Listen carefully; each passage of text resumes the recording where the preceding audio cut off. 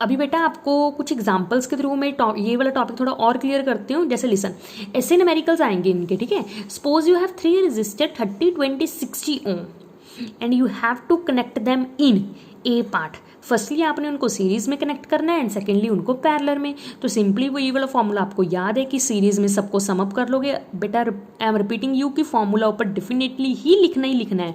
तो 30 + 20 + 60, सीरीज में रेजिस्टेंस 110। चलिए पैरेलल में 1/RP 1/30 + 1/20 + 1/60, 60 यहाँ पे एलसीएम, तो 2 + 3 + 1 6/60। यहाँ पे बहुत इंपॉर्टेंट पॉइंट क्या है, अभी ये 1/RP है नॉट RP, तो अभी इसका रेसिप्रोकल कर लोगे। Now RP = 60/6, answer comes out to be 10 ohm. ठीक है बेटा, चलिए नेक्स्ट चलते हैं सेकेंड एग्जाम्पल, बहुत ज़्यादा इंपॉर्टेंट है। मेरे पास 3 रजिस्टर्स हैं 2, 5, 10। आपको दिख रहा होगा कि ये पैरेलल अरेंजमेंट में लगे हुए हैं। 6 वोल्ट की बैटरी है बेटा, ठीक है, प्लग की क्लोज है। चलिए यहाँ पे मेरे को 3 पार्ट पूछे गए हैं।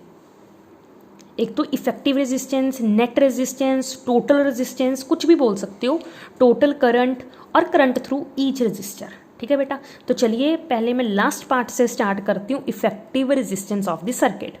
Now 1/RP = 1/2 + 1/5 + 1/10। इसको सॉर्ट आउट करके आ गया 8/10।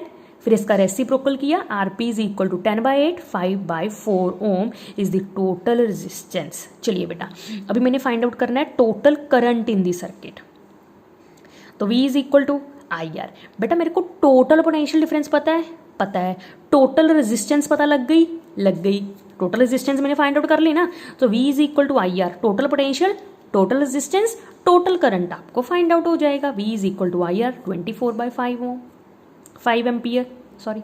चलिए नेक्स्ट है E part, current through each resistor. तो बेटा अभी ये आपका टोटल करंट फाइंड आउट हुआ है। अभी आपने फाइंड आउट करना है करंट थ्रू ईच, हर एक के थ्रू। तो V = IR, V = IR, V = IR, हर एक रेजिस्टर के अक्रॉस आप वीर वाला लॉ लगा लोगे, वीर इसके ऊपर, वीर इसके ऊपर, वीर इसके ऊपर।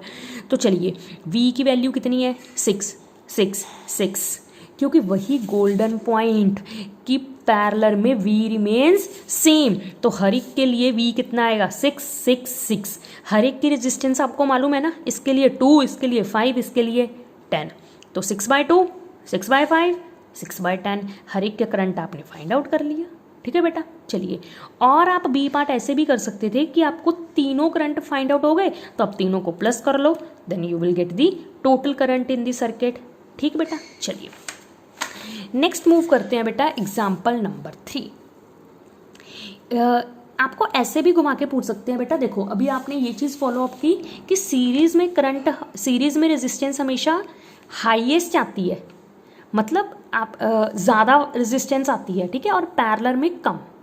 इवन कि बेटा अगर आपको एक और इम्पॉर्टेंट पॉइंट बताऊं कि सीरीज में जो रेजिस्टेंस आएगी ना, जिस इंडिविजुअल रेजिस्टेंस में जो जिसकी रेजिस्टेंस ज़्यादा होगी ना, उससे भी ज़्यादा रेजिस्टेंस आएगी सीरीज में। ऑब्वियसली उसमें इन दोनों की रेजिस्टेंस में तो ऐड होगी ना। और पैरेलल में जो छोटा होगा ना इन तीनों में से, उससे भी कम रेजिस्टेंस आएगी इन केस ऑफ पैरेलल। ठीक है, ये आपको वैसे ही आंसर चेक करने के लिए बता रही हूँ। ठीक है, चलिए अभी जैसे मेरे से पूछा है calculate the greatest and the lowest resistance of 2 resistor each of 3। मतलब 2 रेजिस्टर्स हैं, हर एक की वैल्यू 3 3 है, तो आप इन दोनों को सीरीज में लगा लिए 3 + 3, so answer comes out to be 6 ohm, that is the greatest resistance. Now lowest resistance 1/RP = 1/3 + 1/3, LCM आ गया 3, 1 + 1 यानी 2/3। अभी रेसिप्रोकल RP = 3/2 ओम। ठीक है, चलिए अभी बेटा मैं आपको एक ट्रिक बता रही हूँ। ठीक है तो ये सिंपल मैथ्स का ही फंडा ही है। ठीक है, चलिए फिर भी जैसे बेटा अगर 2 रेजिस्टर्स हो, जैसे यहाँ पे थे 3 and 3, 2 ही रेजिस्टर के लिए लगेगा ये फॉर्मूला। अगर 2 रेजिस्टर्स को आपने पैरेलल में लगाना है तो आप उनकी इक्विवेलेंट रेजिस्टेंस कैसे फाइंड आउट कर सकते हो, ऊपर वो इन दोनों रेजिस्टर की मल्टीप्लिकेशन, नीचे उन दोनों की एडिशन, और आपका आंसर आ जाएगा। यानी 3 × 3 और नीचे 3 + 3 यानी 9/6, 3/2। नो नीड ऑफ रेसिप्रोकल, आपका आंसर डायरेक्टली आ जाएगा।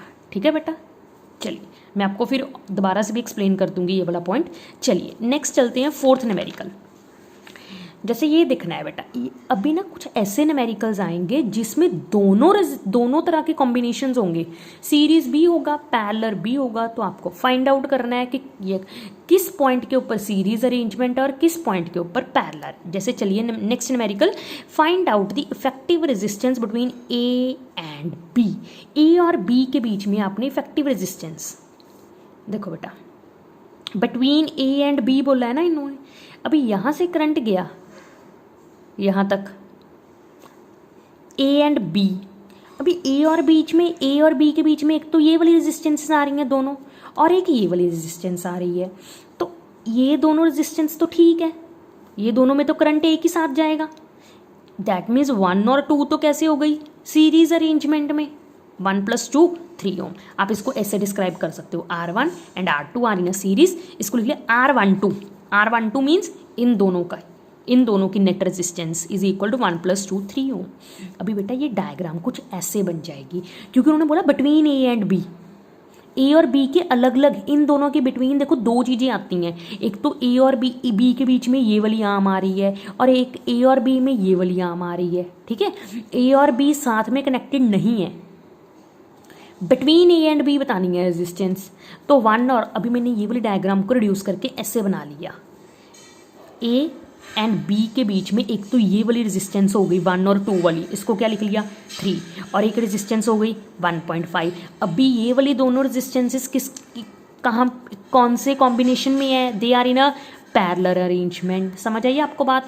तो चलिए इन दोनों की अभी मैंने नेट रेजिस्टेंस फाइंड आउट करनी है, तो ऊपर दोनों की मल्टीप्लिकेशन, नीचे दोनों की एडिशन। ठीक है, तो 4.5 / 4.5, तो टोटल रेजिस्टेंस आ गई 1 ओम। ठीक है बेटा, ओके बेटा।